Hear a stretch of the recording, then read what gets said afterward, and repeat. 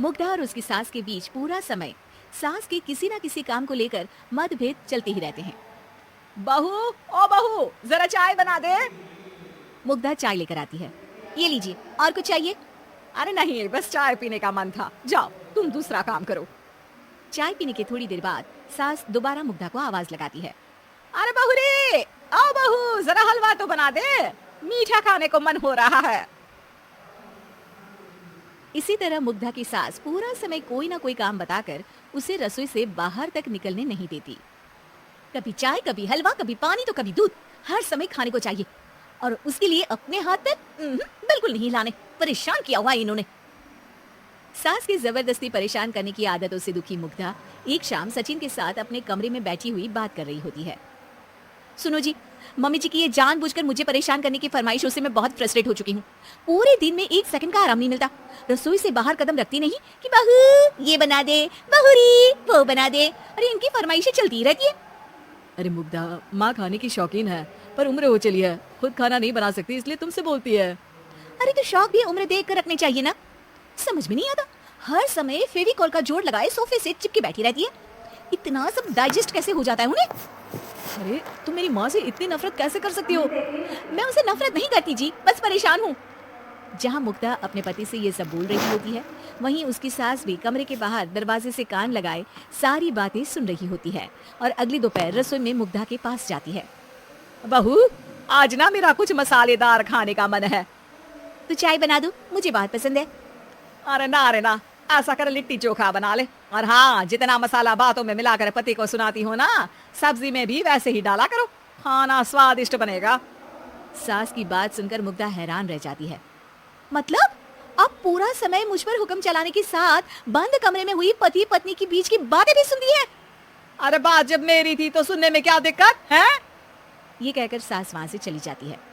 अरे अब तो हद पार हो गई, इस तरह से तो ये मेरा जीना मुश्किल कर देंगी। मुग्धा सास की हरकतों से परेशान उसका हल सोचने लगती है और इसी तरह कुछ दिन बीत जाते हैं, जिसमें सास का जन्मदिन आता है।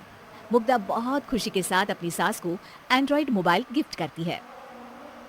मम्मी, आपको सबसे बात करने के लिए बहुत दिक्कत होती है ना, कभी सचिन तो कभी मुझे बोलना पड़ता है, पर इस मोबाइल से आपको कोई दिक्कत नहीं होगी। एक जगह बैठे बैठे बहुत कुछ कर सकती हैं अब आप।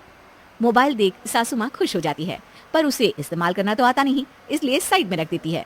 जिसे देख मुग्धा घर का सारा काम छोड़ मोबाइल सेट कर सास को इस्तेमाल करना सिखाने लगती है, जिसके बाद अब सास पूरा समय मोबाइल में ही लगी रहती है। हाय, जब से मम्मी को मोबाइल मिला है मेरी लाइफ में कितनी शांति आई है। अच्छा है, इसी तरह बिजी रहे तो मैं भी सुकून की जिंदगी जी पाऊंगी। अब मुग्धा जब मन करे काम करना, जैसा चाहे वैसा खाना बनाकर खाना, पूरा समय रिलैक्स और खुश रहने लगती है। क्या बात है, आजकल तुम बहुत चहक रही हो। अरे मम्मी जी से छुटकारा जो मिला है, अब ना फरमाइशें ना छुप छुप कर बातें सुनना। अच्छा, तो मोबाइल गिफ्ट करने की ये स्कीम थी। इसी तरह दिन बीतते हैं और अब मोबाइल पर लगी सास फरमाइशों की जगह सवालों के लिए बहू को आवाजें लगाना शुरू कर देती है।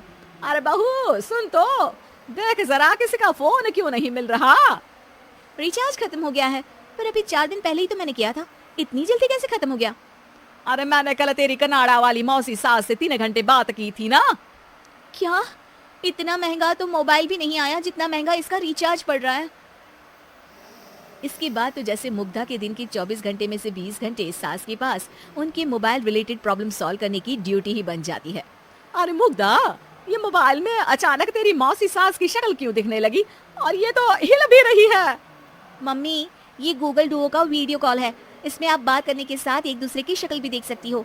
अच्छा, ये तूने मुझे पहले क्यों नहीं बताया? अब बताने के लिए पहले नहीं बताया। इसी बीच सचिन भी वहां आ जाता है और सास अपनी वीडियो कॉल में बिजी हो जाती है। क्यों, सास बहू में क्या गपशप चल रही है? इसे गपशप नहीं, दिमाग का दही होना बोलते हैं। पर तुम तो मम्मी को मोबाइल देकर बहुत खुश थी, फिर क्या हुआ? हाँ, उसका सुकून भी कुछ ही दिन मिला। अब घर के टंटे खत्म हुए तो मोबाइल की टिंग टिंग शुरू हो गई। देखो भाई, कुछ पाने के लिए कुछ खोना तो पड़ता है। आखिर तुमने मोबाइल अपने फायदे के लिए ही तो दिया है, तो फिर सवालों के जवाब भी देने पड़ेंगे, क्योंकि जब तक उनके हाथ में ये फुथरू रहेगा, तुम्हारी लाइफ में प्राइवेसी और सुकून रहेंगे।